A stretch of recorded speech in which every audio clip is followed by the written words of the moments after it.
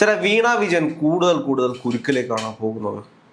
നിലവിലെ സാഹചര്യത്തിൽ അങ്ങനെയാണ് തോന്നുന്നത്. കാരണമെന്ന് പറഞ്ഞു കഴിഞ്ഞാൽ ED കേസാണ് ഇപ്പം നിലവിൽ സജീവമായുള്ളത്. SFI അന്വേഷണം നടക്കുന്നുണ്ട്, അതിൻ്റെ വിചാരണ എല്ലാം നടക്കുന്നുണ്ട്. അതല്ലാതെ ഒരു ED അന്വേഷണം വീണ വിജയനെതിരെ മാസപ്പടി കേസിൽ സജീവമായി രംഗത്തുണ്ട്.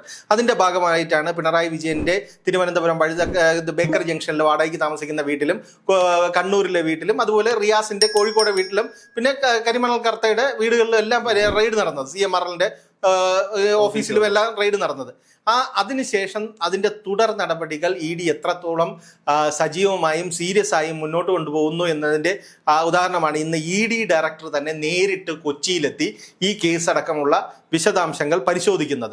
അത് സ്വാഭാവികമായും ഈ കേസ് എങ്ങനെ മുന്നോട്ട് കൊണ്ടുപോകണം. പിന്നെ മറ്റൊരു കാര്യം കൂടിയുണ്ട്. ED ഉദ്യോഗസ്ഥർ അന്ന് തിരുവനന്തപുരത്ത് പിണറായി വിജയൻ്റെ വീട്ടിൽ വന്ന് പരിശോധന കഴിഞ്ഞിറങ്ങിയ ED ഉദ്യോഗസ്ഥരെ CPM പ്രവർത്തകർ ആക്രമിച്ചതും നമ്മൾ കണ്ടതാണ്. ഈ രണ്ട് കാഴ്ചകൾക്കൊപ്പമാണ് ED ഡയറക്ടറുടെ കൊച്ചിയിലേക്കുള്ള വരവ്. അത് കൃത്യമായി എന്തോ ലക്ഷ്യം വെച്ച് തന്നെയാണ്. അത് സമീപഭാവിയിൽ തന്നെ ചിലപ്പോൾ ഇന്ന് തന്നെ വീണ വിജയന് ചോദ്യം ചെയ്യാൻ ഹാജരാകാനുള്ള ഒരു സമൻസ് ലഭിക്കാൻ സാധ്യതയുണ്ട്. അത് ചിലപ്പോൾ അറസ്റ്റിലേക്ക് വരെ പോകാവുന്നതാണ്. കാരണം അന്ന് റെയ്ഡിൽ കണ്ടെടുത്ത കാര്യങ്ങളിൽ പലതിനും വിശദീകരണം നൽകാൻ വീണ വിജയന് കഴിഞ്ഞിട്ടില്ല. അതുപോലെ തന്നെ മാസപ്പടിയായി CMRL നിന്ന് ലഭിച്ച പണത്തിന്റെ കണക്ക് വ്യക്തമായി ബോധിപ്പിക്കാൻ കഴിഞ്ഞിട്ടില്ല എന്നാണ് കുറ്റപത്രത്തിൽ പറയുന്നത്. അതുകൊണ്ട് തന്നെ ഈ ഒരു സമൻസ് നൽകി വിളിപ്പിക്കുകയാണെങ്കിൽ സ്വാഭാവികമായി അത് അറസ്റ്റിലേക്ക് പോകാനുള്ള സാധ്യത കൂടുതലാണ്. അല്ല, ഇതിനകത്ത് നമ്മൾ മനസ്സിലാക്കേണ്ട കാര്യം ഇപ്പോൾ വീണ വിജയന്റെ കാര്യത്തിൽ ED റെയ്ഡ് നടക്കുകയാണ്, കേസ് അന്വേഷിക്കുകയാണ്. പക്ഷേ EDക്കെതിരെയുള്ള ഏറ്റവും വലിയ ആക്ഷേപം എന്ന് പറയുന്നത് ഇത്തരത്തിലുള്ള ഒരുപാട് കേസുകൾ ED കൈകാര്യം ചെയ്തിട്ടുണ്ട്. അത് എങ്ങും എത്താതെ പോകുന്ന സാഹചര്യമാണ് നമ്മൾ കണ്ടിട്ടുള്ളത്. പലതും പാതി വഴിക്ക് ഉപേക്ഷിച്ച് പോകുന്നതാണ് കണ്ടിട്ടുള്ളത്. ഈ കേസിലും അങ്ങനെ സംഭവിക്കുമോ? അത് നമ്മുടെ ഈ കേന്ദ്ര ഏജൻസികൾ കഴിഞ്ഞ 10 വർഷം നമ്മൾ എടുത്താൽ മതി. കേന്ദ്ര ഏജൻസികൾ കേരളം ഭരിച്ചിരുന്ന CPM-നും പിണറായി വിജയൻ സർക്കാരിനുമെതിരെ ആരോപണങ്ങളിൽ നിരവധി കേന്ദ്ര ഏജൻസികളാണ് അന്വേഷണത്തിന് വന്നത്. നമ്മൾ നോക്കുകയാണ് സ്വർണ്ണക്കടത്തിൽ കസ്റ്റംസ് അന്വേഷിച്ചു, CBI അന്വേഷിച്ചു, ED അന്വേഷിച്ചു. ഇതിൽ മുഖ്യമന്ത്രിയുടെ പ്രിൻസിപ്പൽ സെക്രട്ടറി അടക്കം അറസ്റ്റിലായി. അന്നത്തെ മുഖ്യമന്ത്രിയുടെ പ്രിൻസിപ്പൽ സെക്രട്ടറി ആയിരുന്ന ശിവശങ്കരൻ അടക്കം അറസ്റ്റിലായി. എന്നിട്ടും ആ അന്വേഷണം ഒരു ഘട്ടത്തിലും ക്ലിഫ് ഹൗസിലേക്കോ നോർത്ത് ബ്ലോക്കിലെ മുഖ്യമന്ത്രിയുടെ ഓഫീസിലേക്കോ എത്തിയിട്ടില്ല. അത് അവിടെ തന്നെ നിന്നു. അതുപോലെ തന്നെ കരുവന്നൂർ ബാങ്ക് തട്ടിപ്പിൽ ED അന്വേഷണം നടത്തുന്നു. മറ്റേ CPM അക്കൗണ്ടിൽ നിൽക്കുന്ന പൈസ മരവിപ്പിക്കുന്നു, മുതിർന്ന നേതാക്കളെ ചോദ്യം ചെയ്യുന്നു, CPM തൃശ്ശൂർ ജില്ലാ സെക്രട്ടറിയെ ചോദ്യം ചെയ്യുന്നു.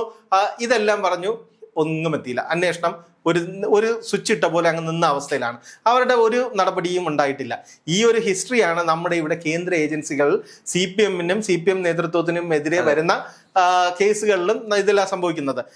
ഇപ്പോൾ ഉയരുന്ന ആരോപണം എന്ന് പറഞ്ഞാൽ കരുവന്നൂർ ബാങ്കിലെ ED അന്വേഷണം നിർത്തിവെച്ചതിന്റെ ഭാഗമായിട്ടാണ്, അതിന്റെ ഡീലിന്റെ ഭാഗമാണ് BJPക്ക് കേരളത്തിൽ നിന്ന് ആദ്യത്തെ MB ലഭിച്ചതെന്നാണ്. സുരേഷ് ഗോപിയുടെ തൃശ്ശൂരിലെ വിജയം ആ രീതിയിലാണ് നറേറ്റ് ചെയ്യുന്നത്.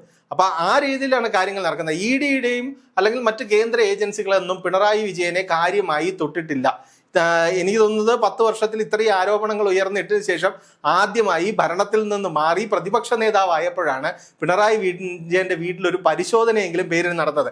ഈ മാസപ്പടി കേസിന് തന്നെ 3-4 വർഷത്തെ പഴക്കമുണ്ട്. ഇതിനകത്ത് SFI അന്വേഷണം നടക്കുന്നുണ്ട്.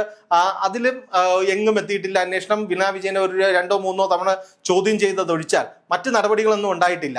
അതുകൊണ്ട് തന്നെയാണ് ഈ ED അന്വേഷണത്തിൽ ഇനി എന്തെങ്കിലും അത്ഭുതം സംഭവിക്കുമോ, അതെന്തെങ്കിലും ഡീലാവോ എന്ന് വിമർശനമോ അല്ലെങ്കിൽ അങ്ങനെ ഒരു ആരോപണവും വരുന്നത് ഈ ഹിസ്റ്ററി കൊണ്ടാണ്. അല്ല, അങ്ങനെയാണെങ്കിൽ നമ്മൾ ആലോചിച്ച് ചിലപ്പോൾ കേന്ദ്ര ഏജൻസികളെ കേന്ദ്രം കൃത്യമായി കൈകാര്യം ചെയ്യുന്നുണ്ട് എന്നുള്ള ആക്ഷേപമാണ് പലപ്പോഴും ഉള്ളത്. ഇപ്പോൾ വീണ വിജയന്റെ വീട്ടിൽ തന്നെ റെയ്ഡ് നടക്കുമ്പോൾ മുഹമ്മദ് റിയാസ് ഇട്ടിട്ടുണ്ട്, കേന്ദ്ര ഏജൻസികളുടെ മുന്നിൽ ഞങ്ങൾ കുമ്പിടില്ല, കേന്ദ്രത്തോട് ഞങ്ങൾ കുമ്പിടത്തില്ല, സംഘീഭരണത്തോട് കുമ്പിടത്തില്ല എന്നുള്ള രീതിയിൽ അദ്ദേഹം അതിനെ പറഞ്ഞിട്ടുണ്ട്. പക്ഷെ അങ്ങനെയാണെങ്കിൽ 10 വർഷം BJP വിചാരിച്ചത് 10 വർഷം കേരളത്തിൽ മുഖ്യമന്ത്രിയായിട്ട് പിണറായി വിജയനാണ് ഇരിക്കുന്നത്.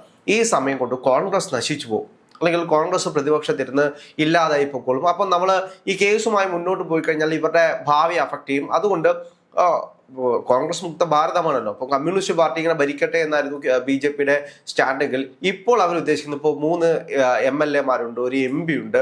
അങ്ങനെയുള്ള സാഹചര്യത്തിൽ CPM-നെ ദുർബലപ്പെടുത്തി കഴിഞ്ഞാൽ BJPക്ക് വളരാനുള്ള സ്പേസ് ഉണ്ടാകും. അതുകൊണ്ട് ഇനിയുള്ള കേസുകൾ ഒരു സെറ്റിൽമെന്റും വേണ്ട, ഡയറക്റ്റ് ആയിട്ട് അന്വേഷിക്കട്ടെ, ആ ഒരു സ്റ്റാൻഡാണ് അവർ ഉദ്ദേശിക്കുന്നത്. അല്ല, രാഷ്ട്രീയപരമായി അങ്ങനെ ഒരു സ്റ്റാൻഡിൽ നമുക്ക് പ്രതീക്ഷിക്കാം. കാരണം എന്ന് പറഞ്ഞാൽ രാഹുൽ നേരത്തെ പറഞ്ഞ പോലെ കഴിഞ്ഞ 10 വർഷം കേരളം ഭരിച്ച പിണറായി വിജയന് ലഭിച്ച ആനുകൂല്യം, കേന്ദ്ര ഏജൻസിയിൽ നിന്ന് ലഭിച്ച ആനുകൂല്യം ഇന്ത്യയിൽ ഒരു മുഖ്യമന്ത്രിക്കും കിട്ടിയിട്ടില്ല. കാരണം ഡൽഹി മുഖ്യമന്ത്രിയായിരുന്ന അരവിന്ദ് കെജ്രിവാൾ ജയിലിൽ കിടന്ന ഏകദേശം 60 ദിവസത്തോളമാണ്. അതേപോലെ മനീഷ് സിസോദിയ, അതുപോലെ നിരവധി നേതാക്കൾക്കെതിരെ പരിശോധന നടത്തുന്നു, കേന്ദ്ര ഏജൻസികളെ ഉപയോഗിച്ച് അവരെ സമ്മർദ്ദത്തിലാക്കുന്നു, അവരെ BJP-യിലേക്ക് കൊണ്ടുവരുന്നു. അവരുടെ സമ്മർദ്ദം പലർന്ന് മാത്രം എത്ര നിരവധി നേതാക്കൾ ആണ് BJP-യിലേക്ക് എത്തിയത്. അങ്ങനെ ഒരു സമ്മർദ്ദവും കേരളത്തിലെ CPM-ന് മേൽ BJP അടിച്ചേൽപ്പിച്ചിട്ടില്ല. പക്ഷെ ഇപ്പോഴത്തെ സാഹചര്യം മാറി. കാരണം നമ്മൾ മൊത്തം നോക്കുകയാണെങ്കിൽ കോൺഗ്രസ് എങ്ങനെയാണ് 103 സീറ്റിൽ UDF മുന്നണി ജയിച്ചു വന്നത്? കേരളത്തിലെ ന്യൂനപക്ഷ വിഭാഗത്തിന്റെ ഒരു ഏകീകരണം കോൺഗ്രസിന് അനുകൂലമായി ഉണ്ടായി. ക്രിസ്ത്യൻ മുസ്ലിം മേഖലകളിൽ വോട്ട് നില പരിശോധിച്ചാലും അവിടെ നിന്ന് ജയിച്ചു വന്ന സ്ഥാനാർത്ഥികളുടെ ഭൂരിപക്ഷം പരിശോധിച്ചാലും അത് വ്യക്തമായി മനസ്സിലാക്കും. ആ ഏകീകരണത്തിന്റെ ഭാഗമായിട്ടാണ് കേരള കോൺഗ്രസ് M ഒക്കെ എല്ലാ സീറ്റിലും തോറ്റുപോയത്. അങ്ങനെ ഒരു കൃത്യമായ ഏകീകരണം, കോൺഗ്രസ് അനുകൂലമായ ഏകീകരണം ഉണ്ടായി. അപ്പൊ അതിൽ വിള്ളൽ വീഴ്ത്തുന്നതിനേക്കാൾ BJP-യെ സംബന്ധിച്ചിടത്തോളം കുറച്ചുകൂടി അനായാസമായി വിള്ളൽ വീഴ്ത്താൻ പറ്റുന്നത് CPM വോട്ടുകളിലാണ്. കാരണം CPM-ലാണ് ഇപ്പൊ തോറ്റു നേതൃത്വത്തോട് കടുത്ത അതൃപ്തിയുള്ള അണികൾ, അതുപോലെ 10 വർഷം ഭരിച്ചിട്ട് എങ്ങുമില്ലാതെ പുറത്ത് നിൽക്കേണ്ടി വരുന്ന, അല്ലെ ഇനി എങ്ങനെ മുന്നോട്ട് ജീവിക്കണം എന്ന് കരുതുന്ന അണികളും നേതാക്കളും ഉള്ളത് CPM-ലാണ്.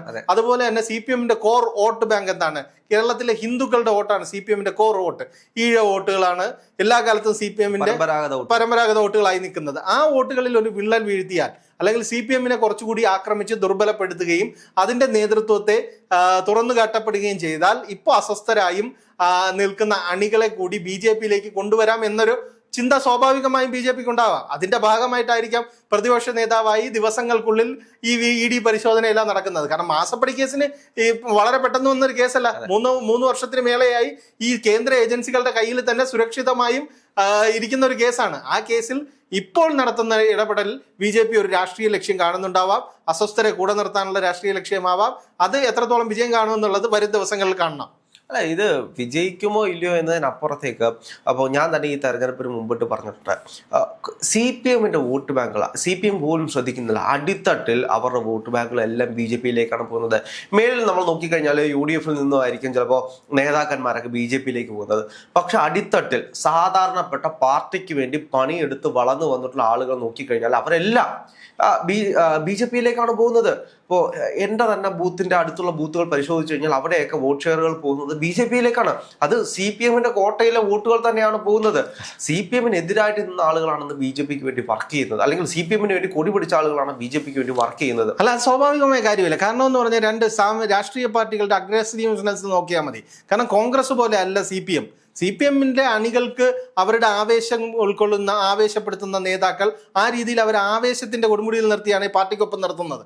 അതിന് ഈ കേഡർ സ്വഭാവം, അതുപോലെ തന്നെ മറ്റ് കാര്യങ്ങളെല്ലാം പറയുമെങ്കിലും എപ്പോഴും ഒരു ആവേശത്തിന്റെ തോത് കൊടുക്കുകയാണ്. ആ ഒരു രീതിയിലേക്ക് ഇവർക്ക് എപ്പോഴും വളരെ പെട്ടെന്ന് ഈ അണികൾക്ക് അട്രാക്ട് ചെയ്യാൻ പറ്റുന്നത് BJP പോലെ ഒരു രാഷ്ട്രീയ പ്രസ്ഥാനമാണ്. കോൺഗ്രസ് പോലെ ഒരു രാഷ്ട്രീയ പാർട്ടിയിലേക്ക് വരുന്നതിനേക്കാൾ കൂടുതൽ BJP-യിലേക്ക് പോകുമ്പോൾ അവർക്ക് മറ്റൊരു ആക്രമണം ഉണ്ടായാലും ഞങ്ങളെ സംരക്ഷിക്കാൻ BJP-ക്കാരെ കൊണ്ട് കഴിയും എന്നവർക്ക് തോന്നും. അതിനും ഒരു കാരണമുണ്ട്. ഇപ്പോൾ കോൺഗ്രസിനെ സംബന്ധിച്ചാണെങ്കിൽ കോൺഗ്രസിനോടൊപ്പം നിൽക്കുന്ന ആളുകൾ എന്ന് വെച്ച് കഴിഞ്ഞാൽ ആ ഒരു പ്രത്യയശാസ്ത്രം, അതിനനുസരിച്ച് ആ ഒരു രീതിക്ക് ആ ആൾക്കൂട്ടത്തോട് ചേർന്ന് പോകുന്ന ആളുകളാണ്. പക്ഷേ CPM-നെ സംബന്ധിച്ചാണെങ്കിലും BJP-യെ സംബന്ധിച്ചാണെങ്കിലും പാർട്ടി അണികൾ, അല്ലെങ്കിൽ പാർട്ടി കമ്മിറ്റികൾ കൂടുതൽ അങ്ങനെ വരുന്ന ആളുകളാണ്. പിന്നെ ഒരു കുറച്ച് തീവ്രത ഉള്ള ആളുകളാണ്. ഇപ്പോൾ നമ്മൾ നോക്കിക്കഴിഞ്ഞാൽ NSS-ൽ നിന്നുമാണ് ഏറ്റവും കൂടുതൽ ആളുകൾ. ഇപ്പോൾ ജാതി സംവിധാനമുണ്ടല്ലോ, അതിനകത്ത് നോക്കുകയാണെങ്കിൽ NSS-ൽ നിന്നാണ് ഏറ്റവും കൂടുതൽ ആളുകൾ ഈ തെരഞ്ഞെടുപ്പിൽ BJP-ക്ക് വേണ്ടി വോട്ട് കൊടുത്തിട്ടുള്ളത്. അതുപോലെ തന്നെ SNDP-യിൽ നിന്നും വലിയൊരു വോട്ട് ഷെയർ BJP-യിലേക്ക് പോയിട്ടുണ്ട്. അതുകൊണ്ടാണ് പലയിടങ്ങളും, ഇപ്പോൾ ചാത്തന്നൂർ പോലുള്ള മണ്ഡലങ്ങളാണെങ്കിൽ പോലും BJP ജയിക്കുന്നതിന് പ്രധാനപ്പെട്ട കാരണം എന്ന് പറയുന്നത് CPM-ന്റെ ഇത്തരത്തിലുള്ള വോട്ടുകൾ ചോർന്നു പോയത് തന്നെയാണ്. അപ്പോൾ ഇതിനെ ഇനി CPM എങ്ങനെയായിരിക്കും മറികടക്കാൻ പോകുന്നത്?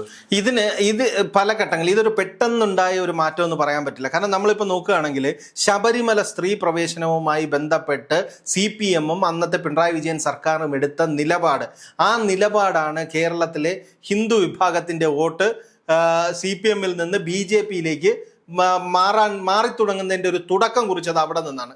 കാരണം എന്ന് പറഞ്ഞു കഴിഞ്ഞാൽ അനാവശ്യമായ തിടുക്കം, ഒരു ഒരു വിഭാഗത്തിന്റെ വിശ്വാസത്തിന്മേൽ നവോത്ഥാനം എന്ന് പറഞ്ഞുള്ള ഒരു കടന്നുകയറ്റം ഇത് നമുക്ക് ആർക്കും അംഗീകരിക്കാൻ കഴിയുന്നില്ല. അതുകൊണ്ടാണല്ലോ ഇവിടെ മറ്റു ഏത് സംഘപരിവാർ സംഘടനകൾ സമരം ചെയ്യുന്നതിന് മുമ്പും NSS എന്ന് പറയുന്ന സംഘടന നാമജപ ഘോഷയാത്രയുമായി തെരുവിലിറങ്ങിയത്.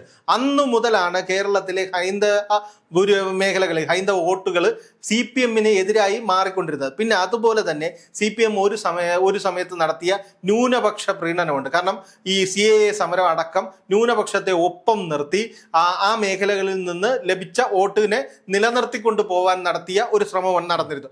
ആ ശ്രമവും ഈ ഹൈന്ദവ വോട്ടുകളെ CPM-ൽ നിന്ന് എതിരാക്കി.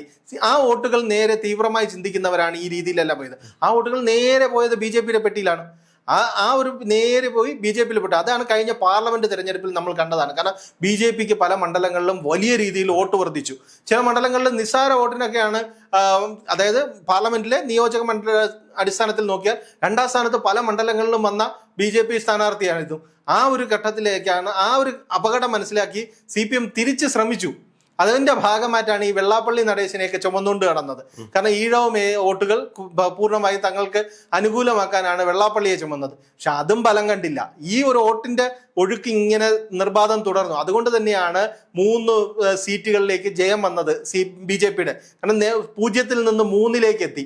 എത്ര മണ്ഡലങ്ങളിലാണ് അവര് 2ാം സ്ഥാനത്ത് വന്നത് നോക്കൂ. ഇപ്പൊ മഞ്ചേശ്വരം ആണെങ്കിലും തിരുവല്ല പോലെ ഒരു മണ്ഡലം അനിൽ ആന്റണി 2ാം സ്ഥാനത്ത് വന്നു. CPM അല്ലെങ്കിൽ LDF-ൽ മാത്യു ടി തോമസ് വർഷങ്ങളായി സ്വന്തം കയ്യിൽ വെച്ചിരുന്ന ഒരു മണ്ഡലത്തിൽ കോൺഗ്രസ് ജയിച്ചപ്പോൾ 2ാം സ്ഥാനത്ത് വന്നത് BJP-ആണ്. അപ്പം ഭൂരിപക്ഷ വോട്ടുകൾ മാത്രമല്ല, ന്യൂനപക്ഷ വോട്ടുകളും BJP-ക്ക് അനുകൂലമാവുന്നുണ്ട്. അല്ല, ഇതിന്റെ കണക്കുകൾ മൊത്തം പരിശോധിച്ചു കഴിഞ്ഞാൽ വലിയ അതായത് LDF-ന്റെ സ്പേസിലേക്ക് BJP കടന്നു കയറുന്നുണ്ട്. ഇപ്പോൾ നമ്മൾ നോക്കിക്കഴിഞ്ഞാൽ നമ്മൾ പറഞ്ഞു വന്നത് വീണ വിജയന്റെ കാര്യമാണ്.